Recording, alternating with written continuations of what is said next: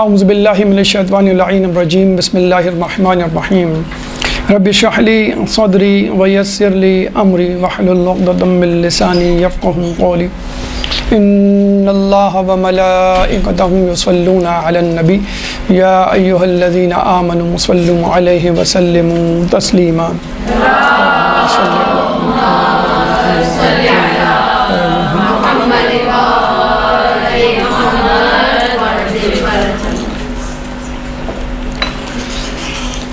یا ایھا الذین آمنوا کتب علیکم الصیام کما کتب علی الذین من قبلکم لعلکم تتقون۔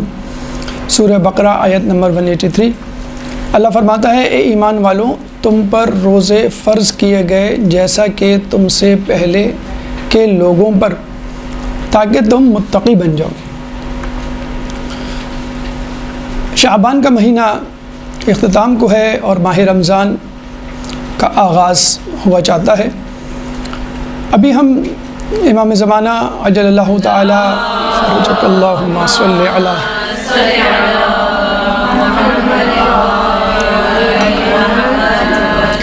کی ولادت کی خوشیوں میں مگن تھے کہ اچانک ماہ رمضان کی جسے کہتے ہیں گونج سنانے لگی، اور ایک چاہنے والا امام کا یقیناً اس 15 شعبان کے دن کو، یوم ولادت کو منسلک کرے گا ماہ رمضان سے، مربوط کرے گا ماہ صیام سے۔ کیوں کہ جہاں ہم 15 شعبان کو امام کی ولادت کی خوشیاں منا رہے ہوتے ہیں، وہی امام کی غیبت پر غمزدہ بھی ہوتے ہیں، وہی انتظار کی تڑپ میں مزید اضافہ بھی ہوتا ہے، اور اس کے بعد سب سے بڑھ کر ایک خوف اندر پیدا ہوتا ہے کہ اگر امام آ گئے تو کیا ہوگا۔ اللہ جل جو کہتے ہیں آ گئے تو کیا ہوگا۔ کیا ہم جو اپنے آپ کو منتظرین، ناصران، معاملین کہتے ہیں، کیا ہم تیار ہیں؟ ہمارا تقویٰ، ہماری پرہیزگاری، واجبات کی ادائیگی، محرمات سے پرہیز، کیا یہ سب اوکے ہے جو ہم امام کو اتنی جلدی بلانے کی جلدی کر رہے ہیں؟ یہ نہ ہو کہ امام آئے تو ہم پریشان کہ ہم کیا پیش کریں گے ان کے سامنے، کیا اعمال ان کو دیں گے۔ ابھی انسان امام کا چاہنے والا اسی کیفیت میں ہوتا ہے کہ میں کیا کروں، میں منتظر تو ہوں، تیار نہیں ہوں، اور اگر آ گئے اچانک، جیسا کہ روایتوں میں اچانک ظہور ہوگا، لوگ کہیں گے ارے آ گئے۔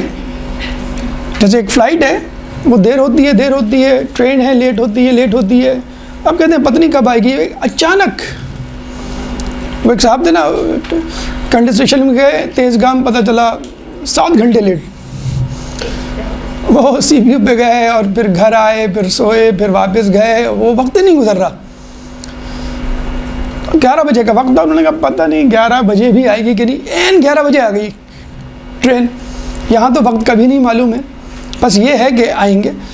تو اگر آگے تو کیا ہوگا؟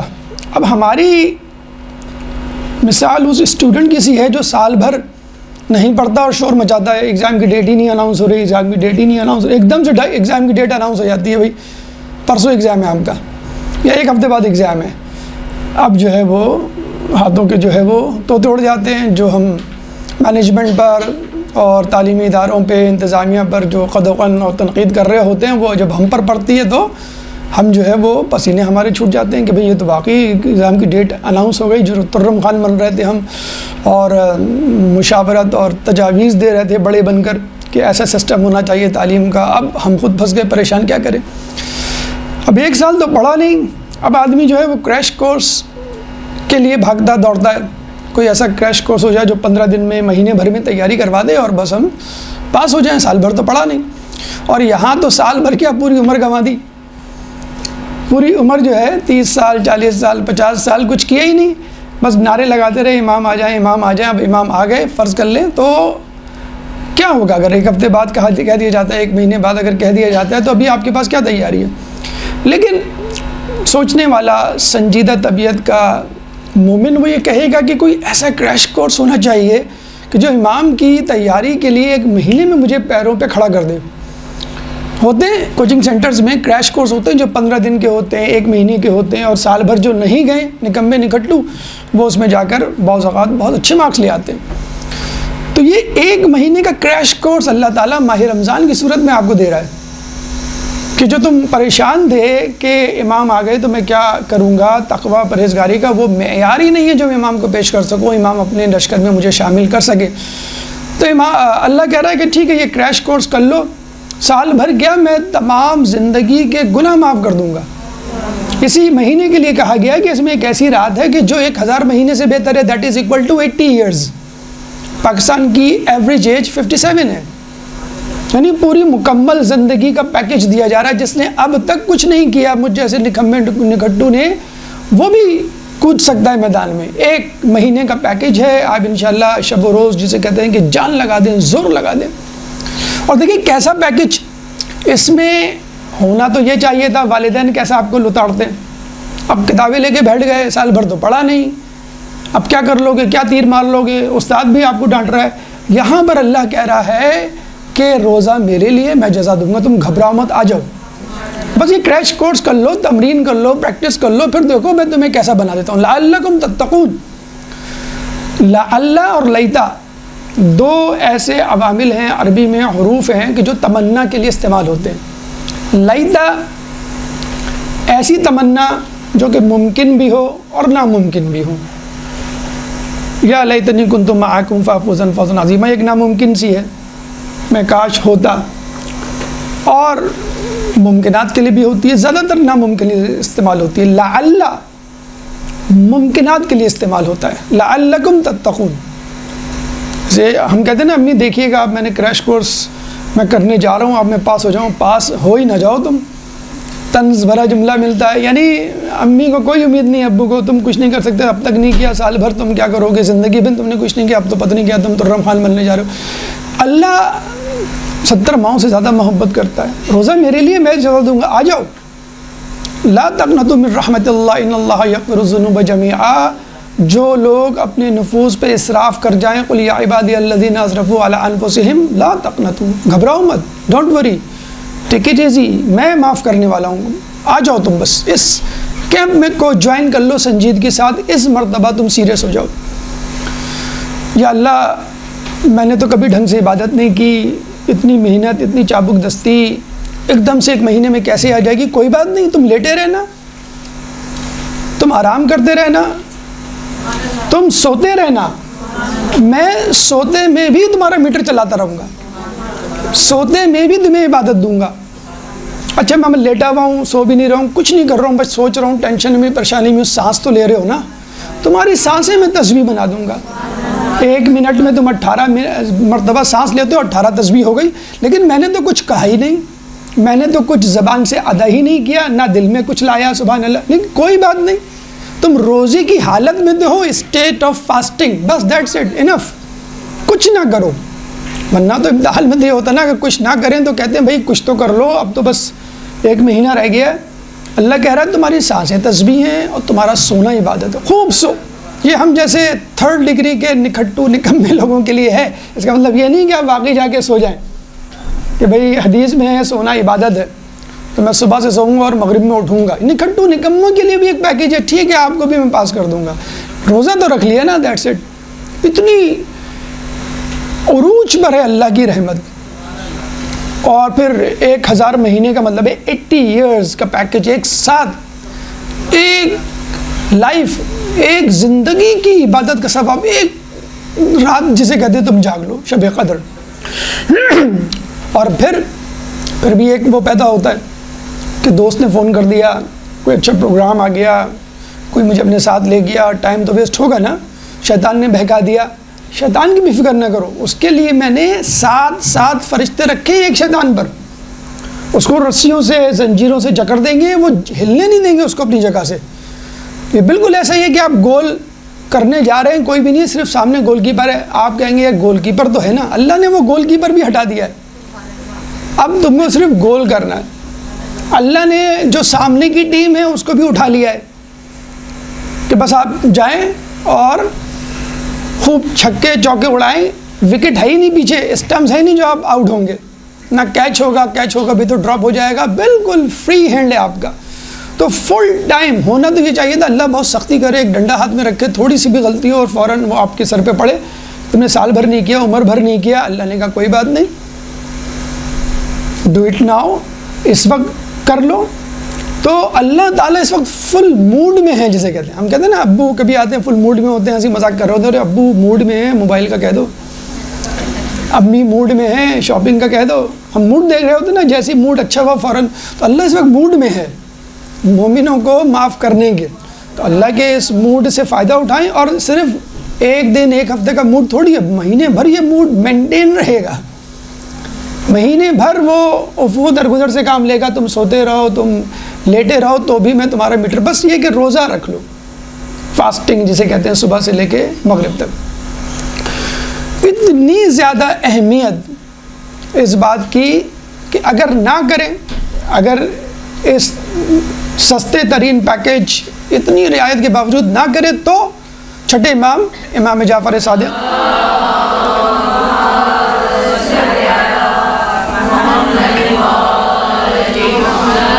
اگر کوئی رمضان میں، ماہ رمضان میں نہ بخشا جائے تو وہ عرفہ کا انتظار کرے. اچھا، عرفہ کا انتظار کرنے کا مطلب یہ نہیں ہے یوم عرفہ کا انتظار کرے یعنی عرفات جائے، حج کرے. حج کے لیے بھی یہی ہے، سملر ٹو ماہ رمضان. جیسے ماہ رمضان میں بالکل نئے سرے سے آدمی زندگی شروع کرتا ہے ماہ رمضان کے بعد، جب وہ معاف ہو جاتا ہے جیسے ابھی پیدا ہوا ہے. اور حج کے لیے بھی یہی الفاظ استعمال ہوئے. حج سے ایسے ہی آ جاتا ہے جیسے بالکل نیٹ کلین پاک صاف. اگر کوئی شک کرے تو وہ بھی گناہ ہے کہ اللہ نے مجھے بخشا کہ نہیں. تو اگر رمضان مس ہو گیا تو رمضان کے بعد شوال، ذیقعد، ذی الحج، اور پھر جائے. حج تو ماشاءاللہ 12 لاکھ سے تو شروع ہوگا. جو پہلے پرنس پیکج تھا اب وہ بیگر پیکج ہو گیا، نارمل گورنمنٹ پیکج ہو گیا. 12 لاکھ سے اب شروع ہوگا. اب تو بس جسے کہتے ہیں کہ اوپر کی کمائی اور باہر کی کمائی والے لوگ ہی شاید کر پائے. تو عرفہ جائے. اچھا، اس میں بھی فرض کر لے آپ چلے جاتے ہیں، 12 لاکھ سے حج شروع ہوگا. اماؤنٹ آپ دیکھ لیں، آپ چھٹی لیں گے آفس سے، گھر سے، آپ کا بچہ آپ کے ساتھ نہیں ہوگا، خاتون خانہ ہے، کتنی بڑی ٹینشن، اسٹریس. پھر حج کے مسائل جس کے بارے میں کہا جاتا ہے کہ 15 سال بھی پڑھے تو حج کے مسائل مکمل نہیں ہوتے. کنفیوژن رہتا ہے کہ پتہ نہیں حج ہوا کہ نہیں ہوا، قبول بھی ہوا کہ نہیں ہوا. اور پھر واپس آئے تو وہ سیٹ اپ، وہ دکان، وہ تجارت، وہ کام، اس میں ایڈجسٹ ہوتے ہوتے بھی دیر لگتی ہے. اس میں بھی کچھ پتہ نہیں کہ آپ بخشے بھی گئے کہ نہیں. یعنی اگر نیت ہے تو ٹھیک ہے، اگر ریاکاری میں گزر گیا تو بہرحال دکھاوا تو کسی حد تک موجود ہے، پتہ تو ہوتا ہے. جب یہ روزے کو ایک مخفی عبادت کہا گیا، پتہ نہیں ہوتا کہ سامنے آدمی انسان کھڑا ہے، وہ الگ ہے، چہرے پہ 12 بج رہے ہوں، گردن ڈھلکی ہو، بستر پہ لیٹے ہوں جیسے سول ہاسپٹل کا ICU، تو وہ الگ بات ہے. آپ جان بوجھ کے ظاہر کریں کہ میرا روزہ ہے، لیکن یہ کہ بظاہر روزہ معلوم نہیں ہوتا. نماز پڑھتے ہوئے نظر آ رہا ہوتا ہے، رکوع سجود سے، حج سے جب آپ کر رہے ہوتے ہیں تو طواف اور رمی جمرات سب نظر آ رہا ہوتا ہے نا. لیکن روزے میں تو کوئی ایسی سچویشن نہیں ہے. تو امام کہتے ہیں کہ وہ انتظار کرے پھر عرفہ کا. اور پھر دوسری بات، ایک جنرل، ایک عمومی پرنسپل ہے اسلام کا کہ جس کے 2 دن ایک جیسے گزرے وہ تباہ ہو گیا. یعنی انسان کو امپروو کرنا چاہیے ڈیلی بیسس پہ، منتھلی بیسس تو بہت دور کی بات ہے. تو اگر آپ یہ کہیں گے it's okay, it's so boring, 15 سال 20 سال 30 سال ہو گئے، رمضان آتا چلا جاتا ہے، بس کیا کریں، اب گزارنا تو ہے. تو کتنا اچھا رمضان. آپ کچھ لوگوں کو تو گھمنڈ ہوتا ہے کہ ہم نے ماشاءاللہ 2 قرآن ختم کیے، اور ماشاءاللہ اللہ کا بس چلتا تو وہ 30 کی بجائے 60 روزے رکھ لیتے ایک دن میں 2. تو کچھ لوگ تو تکبر میں مبتلا ہو جاتے ہیں، ہم نے یہ کیا، ہم نے بڑا زبردست اعتکاف بھی کیا تھا. ارے بھائی، اس کے باوجود گنجائش ہے. اگر آپ اچھا رمضان گزارنے کے باوجود زندہ ہیں تو دیر از سم اسپیس فار امپروومنٹ. اگر آپ بہترین رمضان گزار بھی چکے تب بھی، نمبر 1. نمبر 2، اگر نہیں گزارا تو آپ تو مایوس ہیں، اللہ آپ سے مایوس نہیں ہے. جیسے ہم کہتے ہیں نا کہ دنیا میں آنے والا ہر بچہ اس بات کی دلیل ہے کہ خدا اپنے بندوں سے مایوس نہیں ہوا. بھائی 313 چھٹے امام کے دور میں، 11ویں امام کے دور میں نہیں، اس دور میں پیدا ہوں گے نا جو مایوسی کا دور ہے. اس کا مطلب ہے اللہ اپنے بندوں سے مایوس نہیں ہوا. تو اگر آپ کو اور مجھ کو اللہ نے ماہ رمضان گزارنے کا موقع دیا ہے، اس کا مطلب ہے اللہ سمجھتا ہے کہ آپ کے اندر، میرے اندر کوئی رمق ہے، کوئی تشنگی ہے، کوئی جستجو ہے اور تڑپ ہے اپنے آپ کو بخشوانے کی، جبھی تو چانس دے رہا ہے، ورنہ کیوں دیتا آپ کو دوبارہ چانس؟ تو امید کے ساتھ اٹھیے اور اپنے آپ کو اس کریش کورس میں داخل کیجئے، اور جسے کہتے ہیں نا کہ مفتی کی جنت، مفت کی جنت مل رہی ہے، اس کو حاصل کیجئے۔ اب یہاں ایک بہت امپورٹنٹ سوال پیدا ہوتا ہے کہ اللہ تعالیٰ نے بالآخر ماہ رمضان کو کیوں منتخب کیا؟ تقوی کے لیے، لعلکم تتقون۔ اس نے یہ تو نہیں کہا کہ نماز پڑھو تاکہ متقی بن جاؤ، حج کرو تاکہ متقی بن جاؤ، ہاں کامیاب ہو جاؤ، جنت مل جائے، اللہ کی رضا حاصل، وہ سب الفاظ ہیں، لیکن متقی بن جاؤ، کمال تقوی، وہ ماہ رمضان کے لیے کہا گیا ہے۔ تو آپ یہ دیکھیے کہ ماہ رمضان میں اور دوسرے مہینوں میں کیا فرق ہے؟ بھوک پیاس کا، بس، اور تو کوئی چیز واجب نہیں ہے نا ماہ رمضان میں۔ آپ کو فجر سے لے کے مغرب تک بھوکا پیاسا رہنا ہے، دیٹس اٹ، جو منیمم کوالیفیکیشن، منیمم ریکوائرمنٹ ہے ماہ رمضان کی۔ اس کے علاوہ تو کوئی واجب نہیں ہے، باقی سب مستحبات ہیں۔ تو کیا ایسا فرق ہے بھوک پیاس کا؟ نہ آپ کو کھانا ہے نہ پینا ہے، تو اس کا تقوی سے کیا تعلق؟ اگر فرق صرف اتنا ہی ہے تو یقیناً بھوک پیاس کا تعلق ہوگا تقوی سے، جبھی رمضان کے لیے کہا گیا، شعبان کے لیے نہیں، رجب، حتیٰ کہ محرم کے لیے بھی نہیں کہا گیا، کہہ سکتا تھا اللہ تعالیٰ، لیکن ماہ رمضان کو کیوں؟ اس میں روزے واجب ہے، روزے میں بھوک پیاس ہے، اور بھوک پیاس کا تعلق ہے کیسے؟ زیادہ کھانا، حدیث میں ہے زیادہ کھانا انسان کے دل کو مردہ کر دیتا ہے، جیسے کہ کھیتی کو زیادہ پانی ہوتا ہے نا، پانی ضروری ہے کھیتی کے لیے، لیکن اگر زیادہ پانی مل جائے کھیتی مر جائے، سیموتھور آپ نے پڑھا ہوگا۔ تو اسی طرح اگر انسان زیادہ کھائے تو انسان کا دل شقی ہو جاتا ہے۔ آج کل کے دور میں شقی القلبی، قساوت قلبی کی ایک بہت اہم وجہ یہی زیادہ کھانا ہے، اگر آپ غور کریں۔ دوسری حدیث میں جو زیادہ سوتا ہے اور جو زیادہ کھاتا ہے وہ خدا کا دشمن ہوتا ہے۔ لیکن بے نمازی دشمن نہیں، جو حج نہیں کر رہا وہ دشمن نہیں، جو جہاد نہیں کر رہا وہ دشمن کا لفظ، گناہ ضرور ہے، دشمن کا لفظ نہیں استعمال ہوا، جو جھوٹ بول رہا ہے وہ دشمن نہیں، جو غیبت کر رہا ہے وہ دشمن نہیں۔ دشمن کون ہے؟ زیادہ سونے والا، زیادہ کھانے والا۔ حالانکہ نہ زیادہ سونا گناہ ہے نہ زیادہ کھانا گناہ ہے، یہ تو کہیں نہیں ہے نا کہ جو شخص زیادہ سوئے گا وہ گناہ کا مرتکب ہوگا، بلکہ سونا، صرف سونا تو سروائیول کے لیے ضروری ہے، 3 دن نہ سوئیں آپ تو آؤٹ آف سینس ہو جائیں۔ زیادہ سونا بھی گناہ، تو معیوب اخلاقی طور پہ ہو سکتا ہے، بھئی ہر وقت سوتا رہتا ہے، نکما نکٹو، ہم کہہ سکتے ہیں زیادہ کھاتا ہے کچھ زیادہ ہی چٹورا ہے، معیوب ہو سکتا ہے اخلاقی طور پہ، لیکن گناہ تو پھر بھی نہیں ہے۔ لیکن اللہ کیا کہہ رہا ہے؟ وہ تو گناہ گار سے بھی غالباً بڑی منزل ہے، اللہ کا دشمن، یعنی گناہ گار اللہ کا دشمن نہیں ہوتا ہے، گناہ کرتا ہے، شرمندہ ہو جاتا ہے، توبہ کر لیتا ہے۔ یہاں کہا جا رہا ہے زیادہ کھانے پینے سونے والا ایسا ہے جیسے دشمن یعنی آپ کو چیلنج کرے، تو ایسا انسان گویا خدا کو چیلنج کر رہا ہے، میں نہیں مانتا تجھے، میں نہیں مانتا تیرے احکامات، میں نہیں مانتا تیرا حلال و حرام۔ تو زیادہ سونا، زیادہ کھانا انسان کو اللہ کا دشمن بنا دیتا ہے۔ دوسری طرف آئیے، کم کھانا، زیادہ کھانے کو فارسی میں کہتے ہیں بسیار خوری، اور کم کھانا گرسنگی۔ کم کھانے کے حوالے سے کہا جاتا ہے اللہ تعالیٰ فخر و مباحات کرتا ہے ایسے شخص پہ جو کم کھاتا ہے۔ اس نے کون سا ایسا کمال کیا؟ نماز پڑھی، حج کیا، تسبیح، تلاوت، کچھ نہیں، کم کھایا۔ اللہ فخر و مباحات کرتا ہے کم کھانے والے پر فرشتوں کے سامنے، اور پھر اسرار الہی اسی دل میں داخل ہوتے ہیں کہ جو انسان کم کھاتا ہے۔ زیادہ کھانے والا کبھی بھی اسرار الہی کا حامل نہیں ہو سکتا۔ یہ ہے وہ کنیکشن، وہ نسبت، وہ تعلق، وہ رابطہ جو کھانے پینے کے حوالے سے اور تقویٰ کے حوالے سے ہے۔ تو جب کھانے پینے کا تعلق تقوی سے ہے تو یقیناً رمضان کا تعلق بھی تقوی سے ہوگا۔ تو یہ بات اب کلیئر ہو جانی چاہیے کہ اللہ تعالیٰ نے ماہ رمضان کو، اچھا محرم کے حوالے سے بھی بڑی دلچسپ بات بتا دیں کہ محرم کے لیے اللہ کہہ دیتا کہ جو عزاداری حسین کرے گا، جو گریہ کرے گا، جو مصائب پر آنسو بہائے گا، اس کو میں تقویٰ دے دوں گا۔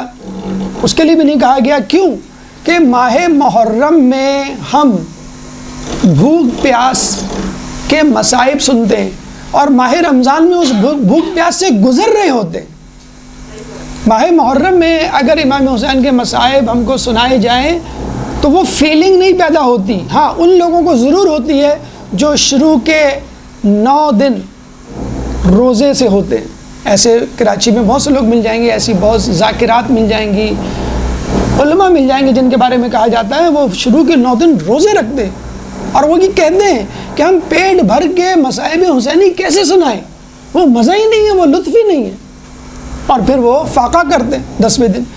اس حالت میں ہے مجلس پڑھنے کا مزہ اور مجلس سننے کا مزہ، وہ پھر الگ بات ہے، لیکن بہرحال واجب تو پھر بھی نہیں کہا اللہ نے۔ تو ماہ رمضان میں آپ اس فیلنگ سے گزرتے ہیں کہ یا اللہ میں نے تو 16 گھنٹے 18 گھنٹے بھوک پیاس برداشت کی، کمرے میں بیٹھا رہا، پنکھے کے نیچے، اے سی کے نیچے، بستر تھا، گھر والے تھے، اور بس 18 گھنٹے بعد ماشاءاللہ ٹھنڈے پانی اور کھانے پینے سے اپنے آپ کو سیراب کیا، وہاں تو 3 دن تک پانی نہیں ملا۔ کیسے گزارے ہوں گے حسین ان کے جانثاروں نے وہ 3 دن؟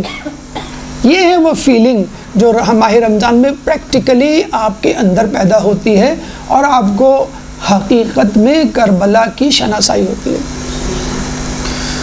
تو اس ماہ رمضان کو خدا را سیریس لیں، کیونکہ خدا بھی سیریس ہے۔ خدا کے لیے یہ لفظ کیا نہیں، بڑا عجیب سے خدا سیریس ہے اس دفعہ، خدا تو ہمیشہ سیریس ہے، لیکن اس دفعہ تو وہ جسے کہتے ہیں کہ آپ پہ نچھاور ہے، آپ کی غلطیوں کے باوجود سب کچھ بخشنے کے لیے آپ کو تیار ہے۔ تو آئیے اس ماہ رمضان کو اس طرح گزاریے کہ جیسے گزارنے کا حق ہے، اور اس طرح فائدہ اٹھائیے کہ آپ نے کم از کم آپ نے اپنی زندگی میں کبھی ایسا رمضان، یہ رمضان اس طرح سوچ کے گزاریے کہ میں ایسا رمضان میں گزارنے جا رہی ہوں کہ اس سے پہلے میں نے کبھی نہیں گزارا ہوگا۔ تو بس ماہ رمضان کیسے گزاریں، یا بہترین ماہ رمضان گزارنے کے گر کہتے ہیں نا، tips for the best Ramzan, tips for the success. تو یہ 8 گر ہم آپ کے سامنے لے کر آئے ہیں، یہ 8 ٹپس، 8 ہدایات جو آپ کے ذہن میں ہونی چاہیے ماہ رمضان کو گزارتے ہوئے، اور مزید ہر ٹپ میں مزید شقیں نکلیں گی انشاءاللہ، تو وہ ایک اپنی جگہ الگ موضوع ہوگا۔ اور کوشش کریں کہ اس ماہ رمضان کو ان ہدایات جو کہ قرآن، حدیث اور علماء عالم مجتہدین کی کے اجتہاد کی روشنی میں بیان کیے گئے ہیں۔ ایک درود پڑھ دیں محمد والے محمد۔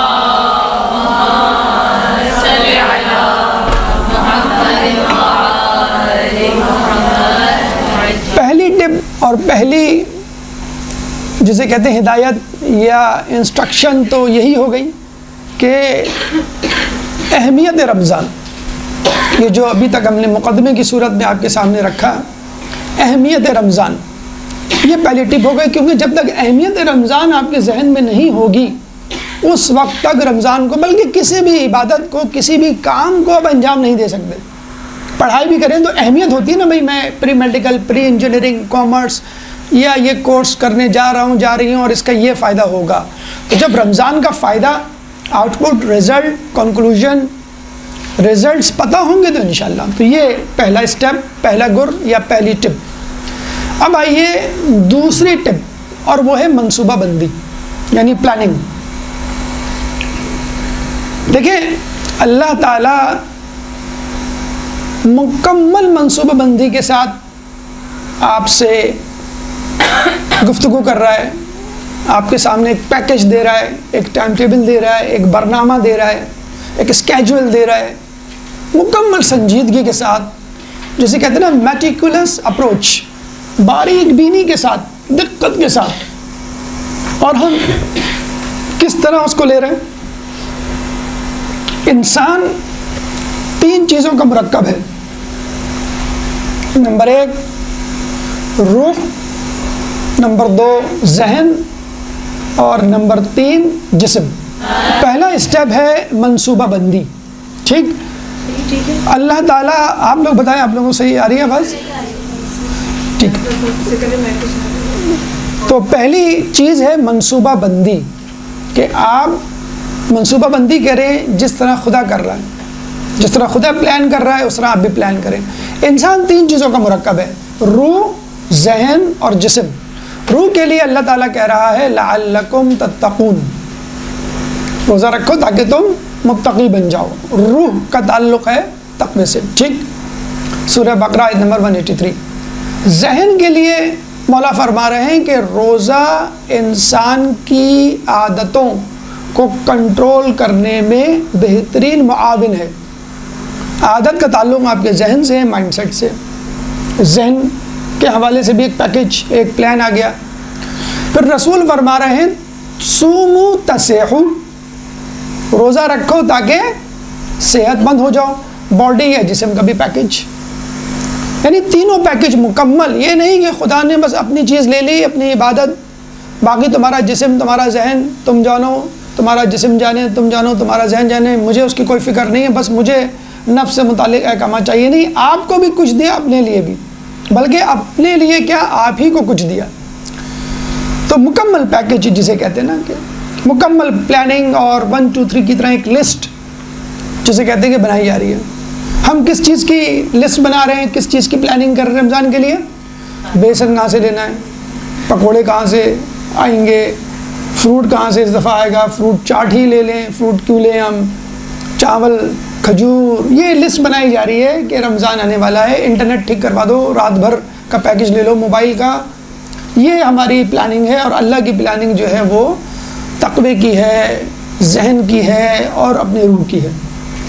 کیا کریں پریکٹیکلی اسپیکنگ ماہ رمضان کی پلاننگ کے لیے؟ نمبر 1، جیسے کہ آپ دیکھتے ہیں، گفتگو کریں رمضان کے بارے میں. جیسے آپ دیکھتے ہیں PSL شروع ہوتا ہے، کرکٹ کی گفتگو سوشل میڈیا پہ، محفلوں میں.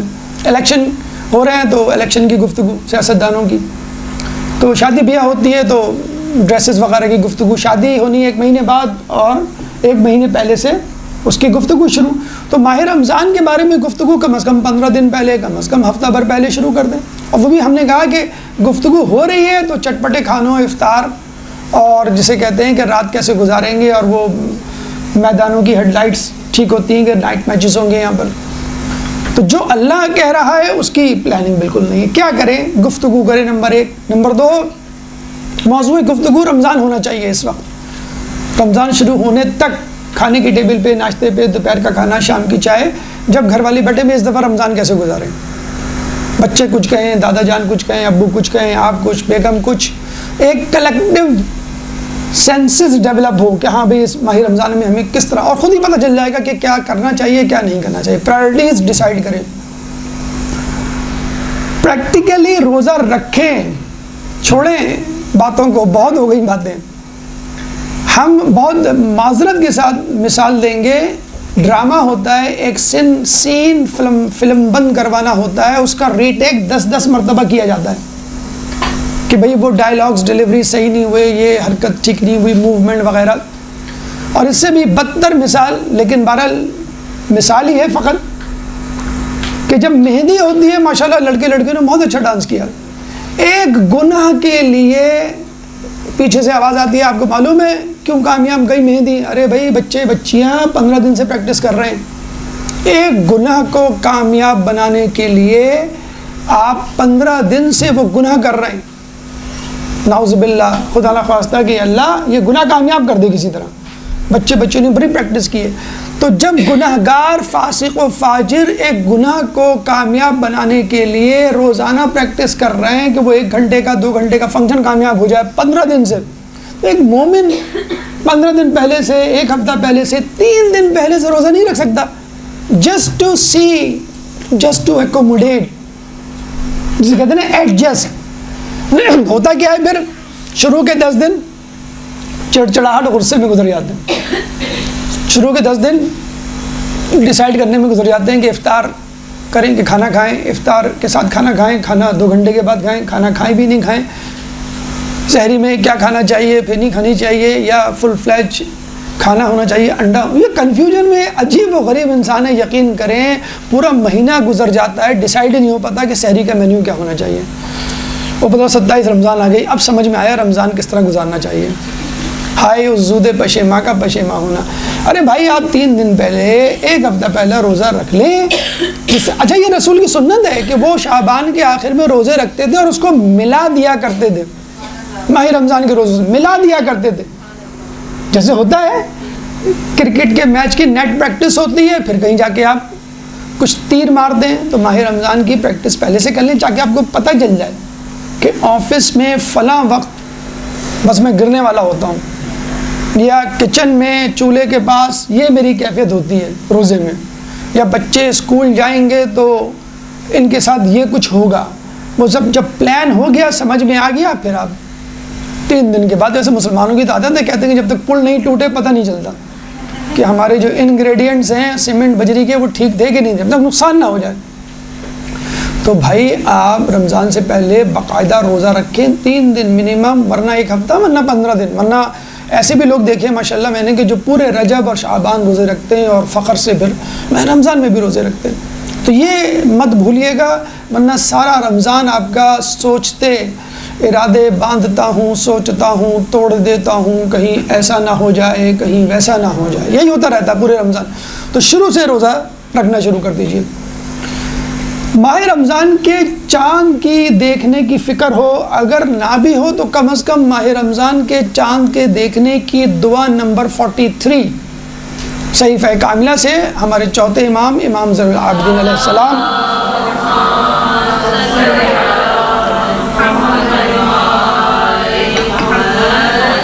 اس کے بعد استقبال ماہ رمضان کی دعا دا ویری نیکسٹ دعا نمبر 44 ضرور پڑھیے, ورنہ پھر الوداع رمضان کی دعا پڑھنی پڑ جائے گی, وہ بھی پڑھیے گا. لیکن یہ 2 دعائیں جس میں اس کے استقبال ماہ رمضان کے حوالے سے پورا ایک درس بھی ہم نے امام کی دعا کو مد نظر رکھتے ہوئے بیس بنا کر ایک دیا ہے, اگر چاہیں تو اس کو بھی آپ دیکھ سکتے ہیں. ورنہ دعا نمبر 43, دعا نمبر 44, چاند نہ بھی دیکھیں کوئی بات نہیں, دعا پڑھ لیں. اور دعا نمبر 44 استقبال ماہ رمضان دیکھیں کہ امام کس طرح, جس کا نام ہی زین العابدین ہے, وہ کس طرح سرگرم ہے, پرجوش ہے کہ کہیں یہ ماہ رمضان نعوذ باللہ لگ رہا ہے کہ ہم جیسا کوئی نکما نکٹو, ہم جیسا کوئی گناہ گار رمضان کے لیے فکر مند ہے کہ اللہ رمضان ہاتھ سے نہ نکل جائے. وہ امام معصوم جس کا نام ہی زین العابدین, اس کے لیے تو کہتے ہیں کہ رمضان, یہ شاید امام علی کے لیے, چوتھے امام کے لیے ہے کہ ان کے لیے رمضان اور شوال ایک جیسے ہوتے تھے. حقیقت میں ان کے لیے ماہ رمضان اور دیگر مہینوں میں کوئی فرق ہی نہیں تھا, لیکن پھر بھی وہ متفکر جو کہ کنفرم ہے کہ کوئی دقیقہ فروغ گزاشت نہیں کرے گا. اس کے بعد دعائیں پڑھنے کے بعد کوشش کیجئے کہ ایک لسٹ بنائیے. وہی ہم نے کہا نا کہ بیسن کی اور سپر مارکیٹ گروسری کی لسٹ نہیں, ان اذکار کی لسٹ بنائیے جو آپ کو کرنے ہیں, ان کتابوں کی لسٹ بنائیے جو آپ کو پڑھنی ہے, وہ ٹائم ٹیبل بنائیے کہ جو آپ کو اس ماہ رمضان میں انجام دینا ہے. بچوں کے لیے بنائیے, اپنے لیے بنائیے, شوہر کے لیے, ابو کے لیے, چھوٹے بہن بھائیوں کے لیے لسٹ بنائیے. لوگوں سے کہیے کہ آپ کیا کر سکتے ہیں اس دفعہ, کیا ٹارگیٹ ہے آپ کا. چلے ٹھیک ہے, آپ بچوں کو کہیں بھائی آپ 5 سورہ یاد کریں, بڑوں کو کہیں بھائی آپ جو 10 سورہ بھول چکے ہیں ان کو ریوائز کریں اور میمورائز کریں. ٹارگیٹس بنائیں یہ چھوٹے چھوٹے, وہ بھی بنا لیں, اس میں بھی کوئی مذاکرہ نہیں, اتنی سختی کی ضرورت نہیں ہے. گروسری کی بھی, کچن کے آئٹمس کی بھی لسٹ بنائیں, لیکن اہمیت جسے کہتے ہیں نا پرائرٹی, ترجیح آپ کو ان چیزوں کی دینی, کیونکہ خدا, اس کا رسول اور رسول کا وسیع پلان لے کے بیٹھے ہوئے آپ کے لیے کہ اس ماہ رمضان کو کیسے گزارنا ہے. تو رمضان سے پہلے رمضان کی planning, this is the second tip for Ramzan بہتر گزارنے کے لیے. درود پڑھ دیں محمد والے محمد.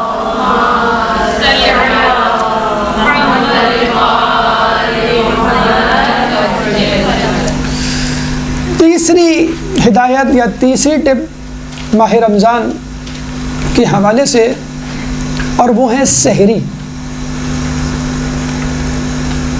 تیسری ہدایت, تیسری ٹپ, سحری سے ہم لوگوں کا اللہ واسطے کا بہر ہے.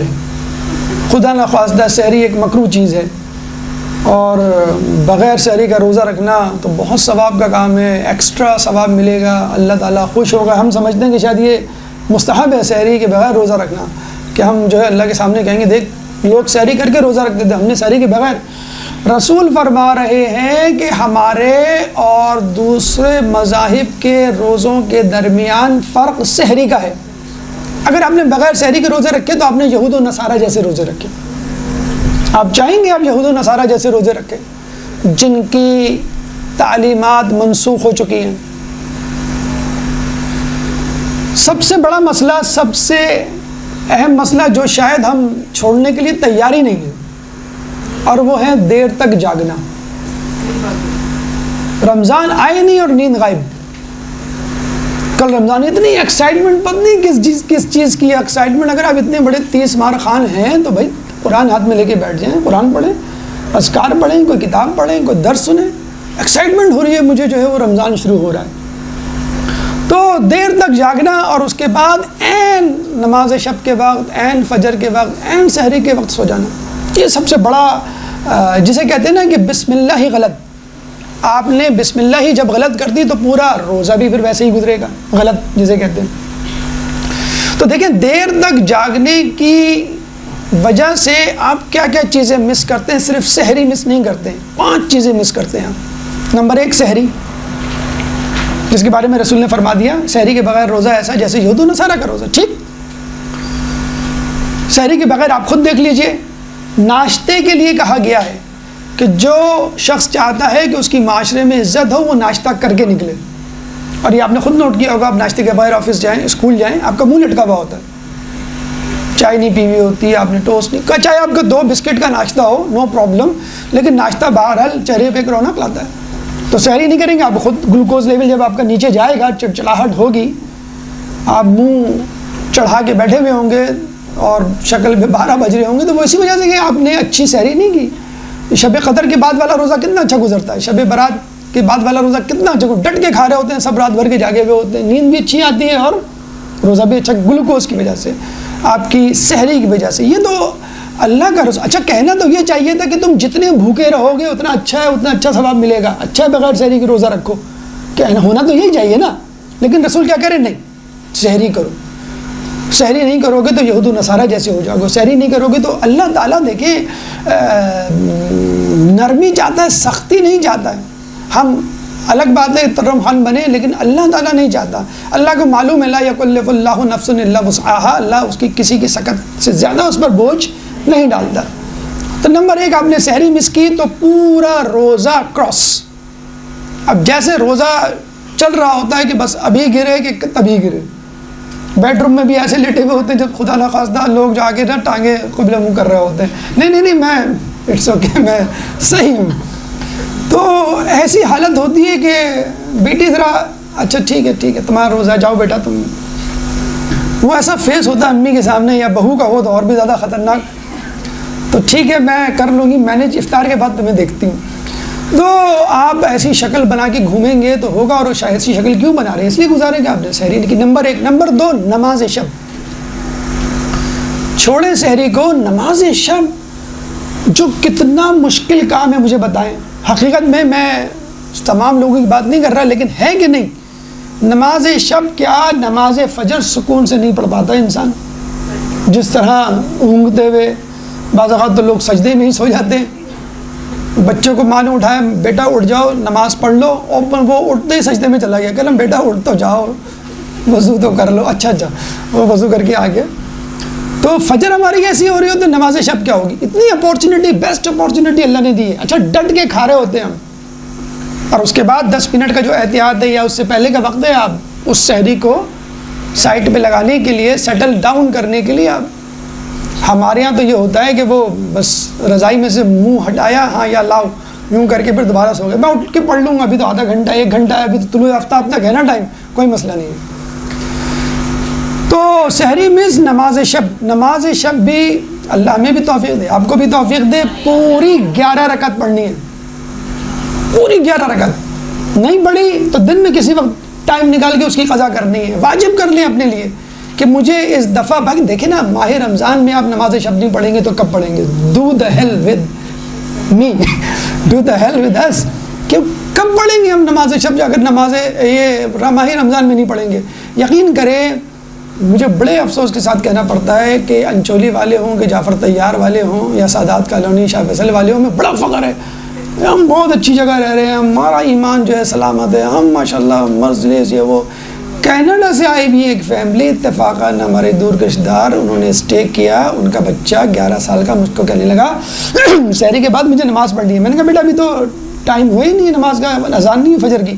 کہنے لگا نہیں مجھے نماز شب پڑھنی ہے. ہم ہکا بکا لے کے گیا، اس کو اپنی جانماز پیش کی، جی پڑھیے. اب وہ پڑھ رہا ہے، ہم کمرے میں بیٹھے ہیں. ہم نے کہا یہ نماز پڑھ لے تو ہم جائیں. 1 رکعت 2 رکعت 3 رکعت 4 رکعت 5 6 7 8 9 10 11. بیٹا تمہاری طبیعت تو ٹھیک ہے کیا؟ سب پڑھ ڈالیں گے پوری دن کی پڑھ ڈالی؟ نہیں میں نے 11 رکعت پڑھی. 11 رکعت ہوتی ہے نا؟ ہم نے کہا ہاں بالکل 11 رکعت ہوتی ہے. میں نے کہا یہ تم کیا کر رہے تھے اتنی دیر تک؟ کہ الفا الفا 300 مرتبہ ہوتا ہے نا، استغفر اللہ تو بولے 70 مرتبہ ہوتا ہے نا. تو ہم نے کہا یہ کینیڈا سے آیا ہوا 11 سال کا لڑکا 11 رکعت نماز پڑھ رہا ہے، الفا 300 مرتبہ پڑھ رہا ہے، ہمیں سکھا رہا ہے، منہ پہ تماچا مار رہا ہے، جوتا گیلا کر کے مار رہا ہے کہ آپ لوگ کیا کر رہے ہیں پاکستان میں. ہم بڑے خوش ہیں کہ بس 313 میں سے 312 تو بس انچولی کے ہی ہوں گے، ایک جعفر طیار کا ہوگا 313، بس ختم بات. ارے آپ کس دنیا میں رہ رہے ہیں؟ لوگ کیا نہیں کر رہے ہیں دنیا میں. آپ کیا سمجھ رہے ہیں کہ آپ مدرسے میں آ گئے، آپ نے پڑھ لیا اور بس ماحول اسلامی اور بس ہم بھی اسلامی اور امام آگے بس یہیں سے لیں گے، آنکھ بند کر کے اٹھا لیں گے. ہم نہیں کہتے ہیں وہ چھوارے اٹھا لیے، پھل اٹھا لیے، انگور اٹھا لیے، آنکھ بند کر کے سارے ہی اچھے ہیں. تو وہ بچہ 11 رکعت پڑھ رہا ہے، پتہ چلا کہ وہ تو اسی طرح وہاں پہ بھی پڑھتا ہے. تو نماز شب 11 رکعت. دیکھیں کوشش کرنے میں کوئی حرج نہیں ہے. آپ ٹارگٹ بنائیں گے تو 10 پڑھیں گے، 9 پڑھیں گے، 7 پڑھیں گے، لیکن شروع تو کریں. یہ حقیقت ہے کہ نماز میں کسل بندی سستی ہوتی ہے. اب آپ یہ بھی نہیں کہہ سکتے شیطان بہکا دیتا ہے. آپ خود شیطان ہیں، آئینے میں دیکھ لیں. رمضان میں آپ خود شیطان ہیں. اگر آپ نے یہ کہا کہ شیطان بہکا رہا، آپ خود اپنے آپ کو ماشاءاللہ وہ کھلونا نہیں ہوتا چابی بھر دیتے ہیں، اس کے بعد آپ یوں بیٹھ کے دیکھ رہے ہوتے ہیں. تو شیطان بھی چابی بھر دیتا ہے 30 دن کی، اور یوں بیٹھ کے دیکھ رہا ہوتا ہے کہ میں تو بند ہوں، میرا دیکھو شاہکار چل رہا ہے، 30 دن کی چابی میں نے بھر دی ہے. آپ جو ہے تو 11 رکعت نماز شب جس کے بارے میں کہا گیا ہے چھٹے امام جعفر صادق علیہ السلام،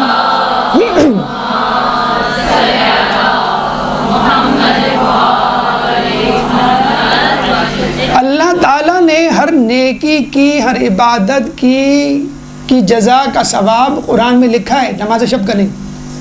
تو کیا نعوذ باللہ نماز شب کمتر ہے؟ جی نہیں. قرآن ایکوموڈیٹ نہیں کر سکتا نماز شب کے ثواب کو. سورہ سجدہ آیت نمبر 17-18 میں فرماتا ہے تم کو نہیں معلوم اللہ تعالیٰ نے جنت میں نفوس کے لیے خنقیے چشم کا کیا کیا سامان کر رکھا ہے.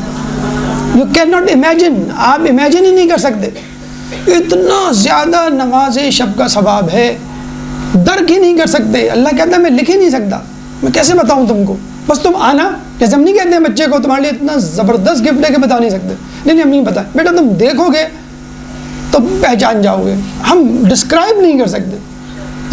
کسی انگریز کو آپ کہیں کہ آپ کراچی آ کے بریانی کھائیں، آپ کو پتہ چل جائے گا کیسی ہوتی ہے. آپ 10,000 اینگل سے اس کو سمجھا دیں بریانی ایسی ہوتی ہے، بریانی ہے. جب تک منہ میں چمچہ نہیں ڈالیں گے بریانی کا، اس کو پتہ نہیں چلے گا بریانی کیسی ہوتی ہے. فوفا کرے گا تب اس کو پتہ چلے گا ہاں بھائی بریانی ایسی ہوتی ہے. تو جب تک آپ دیکھیں گے نہیں اپنی آنکھوں سے، آپ کو پتہ ہی نہیں ہے کہ نماز شب کا کتنا اللہ تعالیٰ نے جو ہے ثواب رکھا وہاں پہ. سحری مس کریں گے آپ اگر آپ دیر تک جاگے، آپ نماز شب مس کریں گے. نماز فجر، اللہ توفیق دے، نماز فجر سے پہلے جو 2 رکعت نفل ہوتی ہے وہ تو گویا مکروہ لوگ سمجھتے ہیں. اگر ہم نے وہ 2 رکعت پڑھ لی تو جاگ جائیں گے، پھر نیند نہیں آئے گی. بس 2 رکعت پڑھنی ہے ہم کو فجر کی، اور بس جیسے تیسے منہ مار کے اور بس چلے تو وہیں پہ رکوع سجود. کھڑے ہونے کا اگر نہ ہو تو ہم بیٹھے بیٹھے نماز پڑھ کے فوراً ہی آپ نے 2 رکعت پڑھ لی اور تسبیح پڑھ لی اور دعائے ہے نہیں بھائی نہیں، دعائے حد پڑھ لی تو پھر ہم جاگ جائیں گے. جاگنے کے بعد پھر نیند کہاں آئیں گی؟ اور آپ کو معلوم نہیں مستحب ہے فجر کے بعد سونا. ارے بھائی فجر کے بعد سونا مکروہ ہے، طلوع آفتاب تک مکروہ ہے. الممنوع مرغوب. ایک صاحب سے ہم نے کہا، کہیں گے مزہ تو نا فجر کے بعد ہی آتا ہے. ہم نے کہا بالکل ٹھیک کہا، چوری کے امرود کھانے کا مزہ ہی کچھ اور ہے، اپنے پیسوں کے پھل خریدیں اس کا مزہ کچھ اور ہے، اور کسی سے چھین کے کھانے میں اور مزہ ہے، تو ممنوعات کا مزہ ہی کچھ اور ہے۔ تو بھائی نماز فجر نافلہ کے ساتھ پڑھیے، اور پھر 2 فجر کی جو فرض ہے وہ پڑھیے۔ دیکھیں یہ اس لیے کہہ رہے ہیں کہ عام دنوں میں اتنا سخت واعظ، اتنی سخت نصیحت ہم نہیں کر سکتے، کیونکہ سیدھی سی بات ہے عام دنوں میں شیطان سوار ہوتا ہے، عام دنوں میں اتنا آدمی مستعد چابک دست نہیں ہوتا۔ تو آپ کو کیا کہا گیا؟ 2 رکعت نماز، اس کے بعد 2 رکعت فجر فرض، تسبیح پڑھیے، زیارت پڑھیے، دعائے عہد پڑھنا نہ بھولیے۔ قم کے محلوں میں نماز فجر کے بعد دعائے عہد سے گلیاں گونج رہی ہوتی ہیں۔ آپ گئے ہوں گے مشہد میں 8ویں امام علی رضا علیہ السلام کے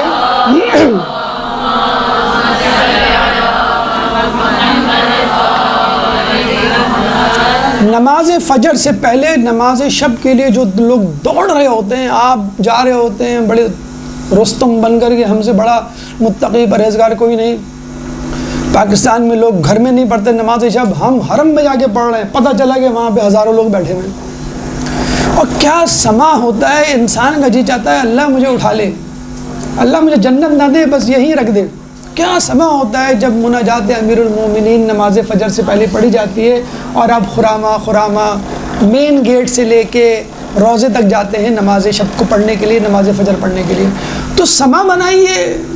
قم میں، نجف میں عجیب سما ہوتا ہے، لوگ پلے کر دیتے ہیں ریکارڈنگ کو، بعض اوقات خواتین قم میں کہ آپ نے فجر پڑھی، فجر کے بعد آپ نے دعائے پورا گھر گونج رہا ہوتا ہے، اور ایسی فضا ہوتی ہے اور لگتا ہے کہ بس ابھی امام کا ظہور۔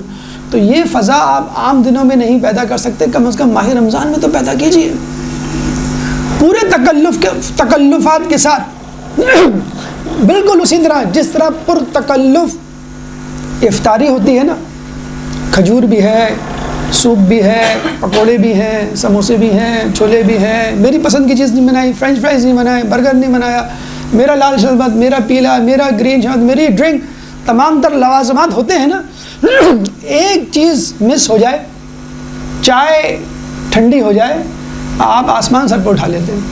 تھوڑا سا تکلف نماز فجر میں برت لیجئے، نماز شب میں برت لیجئے، تھوڑا سا اس دفعہ فارمل خدا کے ساتھ ہو جائیے کہ I am serious, dead serious, جس طرح آپ سیریس ہیں میرے لیے، اس طرح میں بھی سیریس ہوں۔ تو پہلی چیز سحری میں خود سحری کھانا، دوسری چیز نماز فجر شب، تیسری چیز نماز فجر، چوتھی چیز سحر خیزی، خود جاگنا مستحب ہے، سونا مکروہ ہے نماز فجر سے لے کر طلوع آفتاب تک۔ پہلے آپ اس کے میڈیکل بینیفٹ سن لیجئے۔ منیمم پولیوشن ہوتی ہے، منیمم پولیوشن ایشیا میں سب سے زیادہ پولیوشن ناز آباد چورنگی پہ ایک زمانے میں، اب شاید صدر میں ہوگی، لیکن بہرحال کراچی پولیوشن سے بھرا ہے۔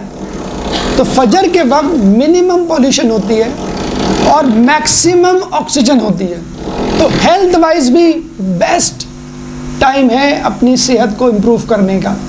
اور ابھی ریسنٹ ریسرچ آپ نے وہ ویڈیو بھی دیکھی ہوگی، وائرل ہوئی ہے، جو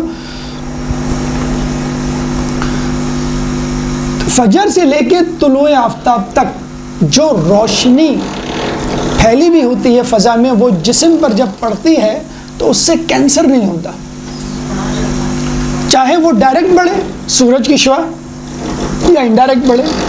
you should be exposed to it. آپ گھر میں بیٹھے ہوئے اور کھڑکی سے روشنی آ رہی ہے سورج کی، ریفلیکٹ ہو کے وہ آپ کے جسم پہ پڑ رہی ہے۔ آپ نے شاید سنا بھی ہوگا جانڈس جن بچوں کو ہو جاتا ہے پیدائش کے بعد، ان کو صبح کی روشنی کا جو سورج ہوتا ہے اس پہ اس کو لٹایا جاتا ہے۔ تو اب یہ ایک نئی ریسرچ کہ اب ہم فوراً سیر خیزی شروع کر دیں گے، اللہ کا رسول کہہ رہا ہے تو نہیں، میڈیکل ڈاکٹر نے کہہ دیا، اب تو ہمیں کرنا ہی کرنا ہے۔ اسے کہتے ہیں نا کہ بھائی دیکھیں آپ افطاری میں یہ کریں یہ کریں، مولانا صاحب آپ کچھ زیادہ پرسنل نہیں ہو گئے، میری مرضی ہے، میں افطار میں کچھ کھاؤں کچھ نہیں، کیا کھاؤں کیا نہیں، دس از مائی جاب، یہ میری پرسنل لائف ہے۔ ڈاکٹر کہہ دے یا آپ کو آلو نہیں کھانا ہے، آپ کو چپس نہیں کھانے ہیں، آپ کو شوگر ہو گیا، آپ کو نمک نہیں استعمال. ڈاکٹر پرسنل نہیں ہوتا، مولانا پرسنل ہو جاتا ہے. بھائی رسول پرسنل ہو رہے ہیں آپ کے ساتھ، خدا پرسنل ہو رہا ہے. یہ میرے خیال میں عورت مارچ کا سلوگن ہے، میرا جسم میری مرضی. لوگوں نے کہا میرا جسم خدا کی مرضی، ہم کہتے ہیں خدا کا جسم خدا کی مرضی. ہماری تو کوئی چیز ہی نہیں ہے. کیا چیز ہماری؟ ہم نے خود پیدا کیا اپنے آپ کو. حتیٰ کہ کوئی شہید ہوتا ہے تو ہم کیا کہتے ہیں؟ جان دی ہوئی اس کی تھی. حق تو یہ ہے کہ حق ادا نہ ہوا. ہم نے پیدا کی تھی جان، کہ جو ہم اللہ کو دیتے یہ میری طرف سے تحفہ ہے. اللہ نے دی اللہ کو لوٹا دی. What's next? آپ اپنی طرف سے کچھ دیں، ہماری طرف سے تو کچھ نہیں. تو سحری، نماز شب، نماز فجر، سحر خیزی میں میڈیکل پوائنٹ آف ویو سے. اور ویسے استغفار کا بہترین وقت کہتے ہیں کہ سحر کا وقت ہے. اس سے بھی بڑھ کر سن لیجئے کہ امام زمانہ کا ظہور فجر کے وقت.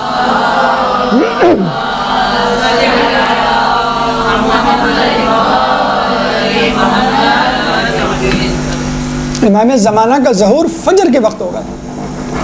تو فجر کی اتنی سحر خیزی کی اتنی صلاحیت ہے. اچھا ایک اور وہ سن لیجئے. کراچی میں ایک ڈیلر سے کہا گیا کہ بھئی آپ کی دکان، گاڑیوں کی شاپ تھی ان کی، شو روم تھا کہ بہت چلتی ہے، اور اس اسٹریٹ پہ اور بھی دکانیں تھیں اور شو روم تھے. انہوں نے کہا میں سب سے پہلے دکان کھولتا ہوں اس اسٹریٹ پہ. یہ صبح کے وقت کی برکت ہے نا. امریکہ کا ایک سیلز مین تھا، اس نے ایک کتاب لکھی، بڑا کامیاب سیلز مین تھا. اس کو سیمینار میں بلایا گیا. At the end of seminar کہا گیا بھائی نیٹ شیل میں آپ ایک ٹپ دے دیں بس اپنی کامیابی کی، اپنی بزنس میں کامیابی کی. تو اس نے پتا کیا ٹپ دی؟ کہ میں تمام امریکن سے 1 گھنٹہ پہلے بیدار ہوتا ہوں، 1 گھنٹہ پہلے جاگتا ہوں. پھر کیا کرتے ہیں آپ؟ کہ میں پلاننگ کرتا ہوں، آج مجھے کس کس سے ملنا ہے، کس کس کے پاس جانا ہے. یہ بات امام خمینی نے اپنی کتاب چہل حدیث میں لکھی ہے کہ مومن صبح اٹھ کے مشارطہ کرے، دن بھر مراقبہ کرے اور رات میں محاسبہ کرے. صبح مشارطہ کرے یعنی لسٹ آؤٹ کرے، dos and don'ts, to do list جسے ہم کہتے ہیں. موبائل پہ بھی اب آ گئی ہے کہ آپ کو کیا کیا کرنا ہے. دن بھر وہ چیک کرتے رہیں آپ کیا کہ نہیں کیا. مراقبہ جسے کہتے ہیں. مراقبہ یعنی تسبیح لے کے بیٹھ جائیں، مراقبہ یعنی واچ آؤٹ، کیا کر رہے ہیں. اور رات میں محاسبہ کہ میں نے کیا نہیں کیا، کیوں نہیں کیا، غلطی کیوں ہوئی، تاکہ نیکسٹ ڈے ریپیٹ نہ ہو. امریکہ کے 10 بڑے انٹرپرینیور یعنی نوجوان کامیاب بزنس مین کو بلایا گیا. اب بتایا گیا بھی آپ کی کیا کیا خصوصیات ہیں. اس میں ایک لڑکا نوجوان کہتا ہے کہ میری کامیابی کا بہترین گر صبح 4 بجے اٹھنا. 4 بجے اٹھتے کہلے ہاں. پھر کہلے میں میڈیٹیشن کرتا ہوں 20 منٹ، اس کے بعد میں آفس کی پلاننگ کرتا ہوں، پھر آفس جاتا ہوں. تو بھائی یہ تو اللہ بھی کہہ رہا ہے مسلمان کو کہ صبح اٹھ جاؤ، فجر سے پہلے، وقت سے پہلے نماز شب پڑھو، تفکر کرو، تدبر کرو، اور جو ہے وہ پھر نماز شب، نماز فجر، اور اس کے بعد پھر اپنے آفس جاؤ.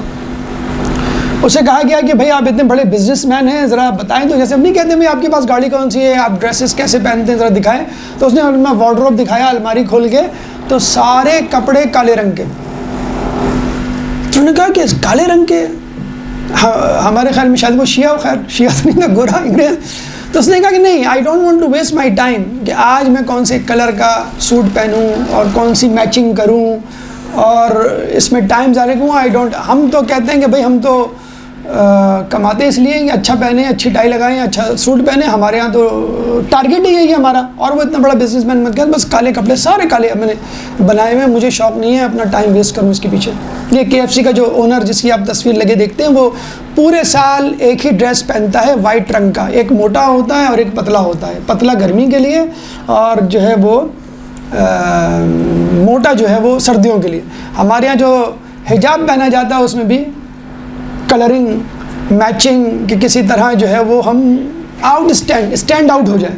تو کہنے کا مقصد یہ ہے کہ زندگی جتنی سمپلیفائی ہوگی اتنی سکسیزفل ہوگی.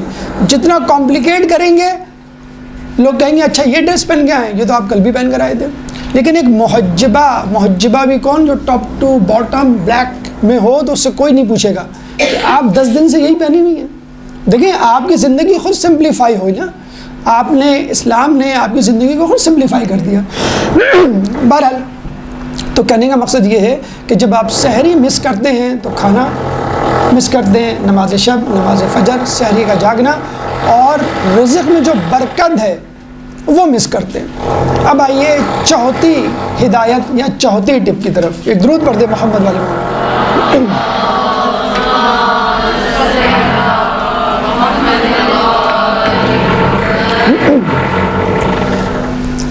یہ میرے خیال میں گھڑگھڑاہٹ 3:30 بجے ختم ہوگی یا 5 بجے. چوتھی ٹپ کیا ہے؟ وہ نماز فجر سے لے کر فجر سے لے کے افطار تک، یعنی سحری سے افطار کے درمیان کیا ہدایت، کیا انسٹرکشن جو آپ کو ذہن میں رکھنی چاہیے. پہلی بات تو یہ ہے کہ سستی، نمبر 1، اپنے آپ پہ سوار نہ کرے روزے کو کہ میں روزے سے ہوں تو بس آج کچھ نہیں ہو سکتا. لوگ جنگوں میں جاتے تھے تو بھوکے پیٹ جاتے تھے، اور یہ تو میں نے ابھی ہسٹری پڑھی کہیں پہ کھانے کی، تو پتہ چلا پہلے زمانے کے لوگ دن میں 1 مرتبہ کھانا کھاتے تھے، یعنی روزہ رکھنا کوئی مسئلہ ہی نہیں. یونانیوں اور پتنی پہلے زمانے کی جو ہسٹری تھی، پھر جو ہے وہ ناشتہ شروع ہوا، اور کھانا تو ابھی شروع ہوا ہے. اب آپ 100 سال پہلے چلے جائیں، اپنے دادا دادی نانا نانی سے پوچھیں، دوپہر کا کھانا اکثر نہیں کھایا کرتے تھے. حکیم سعید کہا کرتے تھے کہ دوپہر کا کھانا جو ہے وہ مسلمانوں کے یہاں آیا ہے، پہلے نہیں تھا. تو سستی اپنے اوپر سوار نہ کرے. کھانا بیسیکلی 2 ہے، اور جنت میں بھی 2 ہی کھانوں کا تذکرہ ہے. محاورتاً بھی ہم یہی کہتے ہیں بھائی 2 وقت کی روٹی مل جائے. تو آپ جو ہے سحری اچھی کر لیں اور افطاری اچھی کر لیں. سحری کے لیے بلکہ جو امریکن نیوٹریشنسٹ ہے اس نے یہ کہا کہ ناشتہ بادشاہوں کی طرح کرو، دوپہر کا کھانا وزیروں کی طرح کرو، اور رات کا کھانا فقیروں کی طرح. ہمارے الٹا ہوتا ہے، ناشتہ ہم فقیروں کی طرح کرتے ہیں، کھانا چلیں وزیروں کی طرح، اور رات کا کھانا جو ہے وہ ہم بادشاہوں کی طرح ڈٹ کے کھاتے ہیں. تو اس کو آپ الٹا کر دیں تو آپ کا روزہ بہت اچھا گزر جائے گا. تو آپ سستی کے حوالے سے اس کو جب سوار کر لیں گے کہ میرا روزہ ہے میں کچھ نہیں کروں گا، اس کا طریقہ یہ ہے کہ 3-4 دن پہلے جب روزہ رکھیں گے تو انشاءاللہ کانفیڈنس بلڈ اپ ہو جائے گا. نمبر 1. نمبر 2، آپ سحری اچھی کریں گے، اس کے لیے کم از کم 1 گھنٹہ پہلے بیدار ہوئیے، کم از کم. اگر بہت اچھا روزہ گزارنا ہے، اہل خانہ یعنی خواتین تو ماشاءاللہ بیچاری مجبوراً ان کو تو بیدار ہونا ہی ہے کہ سحری پکانی ہے. اور اگر ہم 1 گھنٹہ پہلے بیدار ہوں گے تو پھر آدھے گھنٹے کے اندر اندر آپ کی معدے کی رطوبتیں اسٹیبلائز ہو جائیں گی اور آپ کو بھوک لگے گی. لیکن آپ بیدار ماشاءاللہ ہو رہے ہیں 5 منٹ، تو پھر آپ اس میں کیا سحری کریں گے؟ تو اگر آپ نے سحری اچھی کر لی تو، لیکن پھر بھی اپنے ذہن میں خوف، فوبیا نہ بٹھائیے کہ میرا روزہ ہے اور پتہ نہیں اب میرا روزہ جو ہے وہ کیسے گزرے گا، اور بڑا مشکل ہے میرا جو ہے وہ روزہ گزارنا. ہمارا ایک اسٹوڈنٹ تھا سعودی عرب کے شہر قطیف کا، جہاں پہ شیعوں کی کثرت ہے اور 100% شیعہ رہتے ہیں. آیت اللہ خوئی کہا کرتے تھے کہ میرے لیے 2 مردوں کی گواہی ضروری ہے، اگر قطیف کا شیعہ ہو تو 1 مرد کافی ہے. اور واقعی کیا شیعہ ہوتے، میں خود بالمشافہ ان سے ملا ہوں، بیٹھا ہوں اور زندگی گزاری میں نے ان کے ساتھ، تو لاجواب لوگ جسے کہتے ہیں. تو ایک اسٹوڈنٹ تھا میرا قطیف کا رہنے والا، بڑا عجیب و غریب پراسرار شخصیت تھا. مجھے بعد میں پتہ چلا اس کے گن جسے کہتے ہیں کہ خوبیاں. پتہ یہ چلا وہ مغربین کی نماز کے بعد کھانا کھاتا ہے اور بس سو جاتا ہے فوراً، اور اٹھتا ہے 3 بجے، رات کے 3 بجے. صبح فجر کا وقت کہلائے گا وہ. مجتہدین کے نزدیک سحر یا صبح کا وقت جس کے لیے قرآن میں بھی تذکرہ آیا، حدیث میں اس کی فضیلت ہے، وہ نماز فجر سے 2 گھنٹے پہلے کا ہے. بہرحال 3 بجے اٹھتا ہے وہ، اور پھر وہ پڑھائی کرتا ہے، پھر اس کے بعد وہ ناشتہ سحری جو بھی ہے کھانا کھاتا تھا. ایک بات جو میں رمضان کے دوران جب اس کو میں گیا پڑھانے کے لیے تو باتوں باتوں میں پتہ چلا، آپ یقین نہیں کریں گے، مجھے بھی یقین نہیں آیا، لیکن جو شرافت اس میں تھی اس کی بنیاد پہ میں نے اس کو یقین کیا، بعد میں کنفرم بھی کیا لوگوں سے. وہ رمضان میں سحری کرنے کے بعد اگر انسان 3 بجے کا جاگا ہوا ہو، سحری کرے تو فجر کے بعد 7-8 بجے تھک جاتا ہوگا قدرے. وہ کالج جاتا تھا اور بائک میں یا گاڑی میں نہیں، W11 میں اپنی ٹانگوں پہ، 2 ٹانگوں پہ، 11 کا مطلب ہے 2 ٹانگیں، پیدل جاتا تھا. پیدل جاتا تھا. میں تو اس کو پاگل کہتا تھا، پاگل سمجھتا تھا اس کو. تو میں نے کہا تم پاگل. اچھا یہ بھی نہیں کہ یہ سامنے آپ کا پارک ہو، یہاں اس کی کینٹ اسٹیشن پہ رہتا تھا وہ، اور سول ہاسپٹل DMC وہاں جاتا تھا. کتنے کلومیٹر ہوگا؟ 3-4 کلومیٹر تو ہوگا کم از کم. 3-4 کلومیٹر وہ جاتا تھا. اچھا پھر ہم نے خیال کیا یہ ایسا ممکن ہے، ہم بھی تو بچپن میں سحری کے بعد فٹ بال کھیلتے تھے. 1 گھنٹہ جب ہم فٹ بال کھیل سکتے ہیں تو آدمی 1 گھنٹہ واک کر کے جا بھی سکتا ہے وہاں پہ. اس کے بعد کالج کی چھٹی کوئی 5 بجے شام کے وقت، ٹھنڈے ٹائم نہیں ہوتی، کالج کی چھٹی ہوتی 1 بجے، دوپہر میں وہ پیدل آتا تھا. تو میں نے کہا میاں پاگل ہو گئے ہو، سٹیا گئے ہو، کیا ہو گیا تم پیدل جا رہے ہو پیدل آ رہے ہو؟ کہتے میں اپنے آپ کو سخت کوشی کا منبع بنانا چاہتا ہوں کہ اگر کبھی مجھ پہ جہاد کا وقت آیا، کبھی امام کا ظہور ہوا، کبھی مشکل پڑی تو میں سخت تو بنوں. اچھا ماشاءاللہ بہت ایتھلیٹک باڈی اور کچھ لوگوں کا ہوتا ہے، ٹھیک ہے اگر ہم کر سکتے ہیں سہ، میں نہیں کہہ رہا کہ سب یہ کریں، لیکن جو کر سکتا ہے سہ سکتا ہے ٹھیک ہے، اس کے لیے وہ کرے، اس کے لیے کوئی برائی نہیں. جنگوں میں جب لوگ بھوک کی حالت میں لڑتے تھے جو کہ ضروری تھا، آج بھی فٹ بال کھیلنے والے، کرکٹ کھیلنے والوں کو کہا جاتا ہے کہ بھئی آپ میچ سے پہلے کھانا نہیں کھائیں گے، میچ سے پہلے پانی نہیں پئیں گے، اگر پانی پئیں گے تو بس صرف حلق تر کریں گے. تو یہ اس کی جسے کہتے ہیں سخت کوشی ہوتی تھی. اور ہم کہتے ہیں کہ رمضان کے دن جو ہے ہم پنکھے کے نیچے کام نہیں کریں گے، کچن میں نہیں جائیں گے. چھت ہوتی ہے ہمارے اوپر، AC لگا ہوا ہوتا ہے آفیسز میں، اور ہمیں جو ہے سستی کا اتنا کیلیبر ہمارا سستی کا بڑھ گیا ہے.